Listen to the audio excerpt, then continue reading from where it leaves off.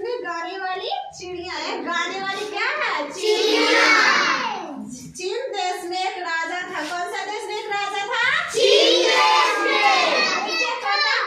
उसे पता चला कि उसके महल के पास के जंगल में एक चिड़िया रहती थी। गाती थी। राजा ने सेवकों से कहा, जंगल से उस लकड़ियों को पकड़ लाओ, मैं उसका गाना सुनूंगा। जंगल में राजा को क्या बोला? उसको पकड़ कर लाओ, मैं उसका गाना सुनूंगा। राजा के महल में काम करने वाली लड़की ने बताया, हाँ मैं उसे अच्छी तरह से जानती हूँ। उसका मीठा गाना सुनकर मेरी सारी थकान दूर हो जाती है। उसके मीठा गाना सुनकर मेरी सारी शिकायत दूर हो जाती है। उसके गाना सुनकर सारी शिकायत दूर हो जाती है। सेवक उस लड़की के साथ जंगल की ओर चल दी। लड़की ने आवाज दी, मेरी छोटी सुंदर चिड़िया, हमारे राजा तुम्हारा गाना सुनना चाहते हैं। जंगल की ओर चल दी। लड़की ने क्या आवाज दी?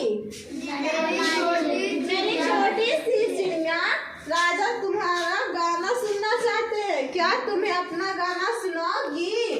राजा क्या करना चाहते थे? उसका गाना सुनना चाहते थे ना। छोटी चिड़िया से क्या बोली कि मेरे राजा गाना सुनना चाहते, क्या आप सुनाओगी उनको गाना? बहुत खुशी से चिड़िया बोली। क्या बोली? बहुत खुशी से चिड़िया बोली, कल तुम दरबार में आना, कल तुम दरबार में आना, सबको अपना गाना सुनाना। एक सेवक था जो बोला, एक सेवक बोला, मेरा गाना तो इन हरे भरे जंगलों में ही अच्छा लगता है। सेवक ने क्या बोला? मेरा गाना तो अच्छे हरे भरे जंगलों में ही अच्छा लगता है, पर मैं राजा को भी गाना सुनाऊंगी। क्या करने बोली? मैं राजा को भी गाना सुनाऊंगी। अगले दिन चिड़िया उड़ती हुई आई। महल में उसकी मीठी आवाज गूंजने लगे। महल में उसकी मीठी आवाज क्या करने लगी? राजा उसका गाना सुनकर खुश हो गया। चिड़िया के लिए सोने का पिंजरा बनवाया। राजा ने क्या बनवाया था चिड़िया के लिए? सोने का पिंजरा। चिड़िया के गाने की धूम मच गई। चिड़िया के गाने की क्या मच गई? धूम मच गई। एक बार जापान के राजा ने चीन के राजा को एक घड़ी उपहार में दी थी।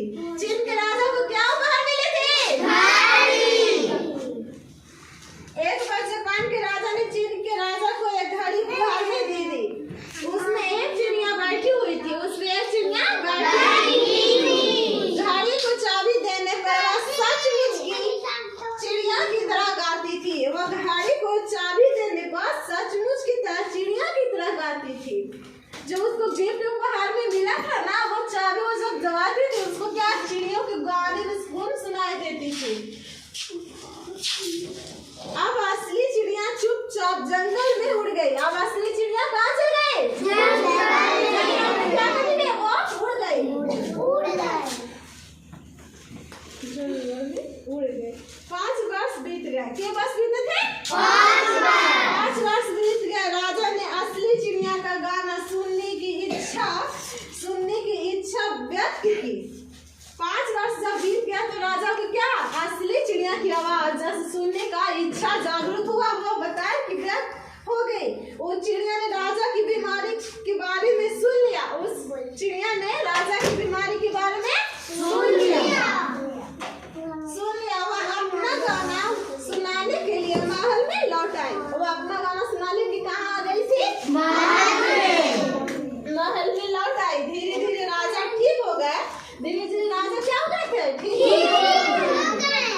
धीरे राजा ठीक हो गए थे। राजा ने चिड़िया से वहीं रहने को कहा। राजा ने चिड़िया को क्या कहा?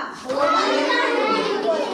चिड़िया बोली मुझे जंगल में लकड़ी काटने वालों और मछुआरों को अपना गाना सुनाना है। चिड़िया क्या बोली कि जंगल में मछुआरों को और लकड़ी काटने वाले को गाना सुनाना है। मैं यहाँ रोज आपको गाना सुना जाया करूंगी। वो क्या बोली? मैं यहाँ आपको रोज आकर अपना गाना सुना करूंगी। अब राजा रोजाना और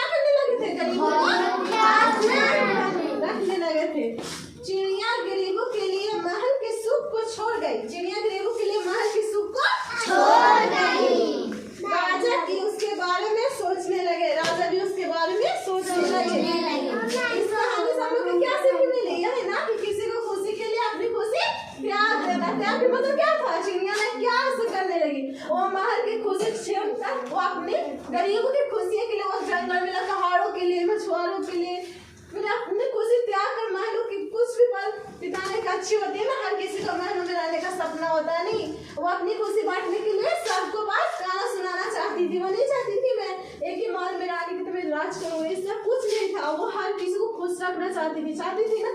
इस कहानी से क्या शिक्षित मिलते हैं हम लोग ना कि अपनी त्याग के बल पे मैं हर किसी को खुश रखूँ। वो महल भी छोड़कर वो हर किसी के लिए गाना गाया करती थी ना।